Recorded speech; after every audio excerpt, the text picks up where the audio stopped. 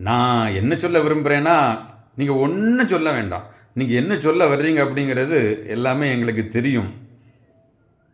ஒருவர் கருத்தை சொல்ல வருகிற பொழுது அந்த கருத்தை கேட்காமலேயே உடனடியாக அவரை அப்படியே நிறுத்தச் சொல்லுவது என்பது பல நிலைகளிலே அது நடந்து கொண்டிருப்பது என்பது நாமும் அறிவோம்.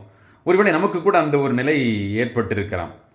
அன்பானவர்களே, கேள்வி முயல் என்று ஆத்திச்சூடியிலே அவ்வை பிராட்டியார் தன்னுடைய 39வது பகுதியிலே அழகாக சொல்லுகிறார். அதாவது, கற்றவர் பிறர் சொல்லுவதை நாம் கேட்க வேண்டும், முழுமையாக கேட்க வேண்டும். அப்போ இன்றைக்கு இயேசு கேர் யூனிட் இந்த நாட்களிலே 4வது நாளாகிய இன்று நாம் என்ன சொல்ல விரும்புகிறோம் அப்படின்னா, நீங்கள் இனி யாரையாவது பார்க்குற பொழுது, அவங்க பேச முயற்சிக்கிற பொழுது, முற்படுகிற பொழுது நீங்கள் கேளுங்கள். அவங்க பேசி முடிக்கிறது வரைக்கும் கேளுங்க.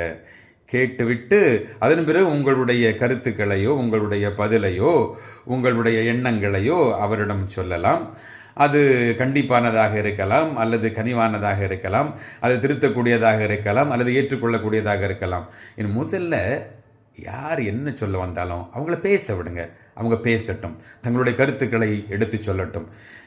ஏனென்றால் இந்த சிறிய பிள்ளைகளிடமிருந்து கூட நல்ல கருத்துக்கள் வருவதற்கு உண்டு, வாய்ப்புகள் நிறையவே உண்டு. எனவே நாம் கருத்துக்களை மற்றவர் சொல்ல வருகிற பொழுது ஏற்கனவே நாம் முடிவு செய்திருந்தாலும் கூட அவர்களுடைய கருத்துக்களை கேட்பதற்காக நம்முடைய செவி மடல்களை திறப்போம். நன்றி.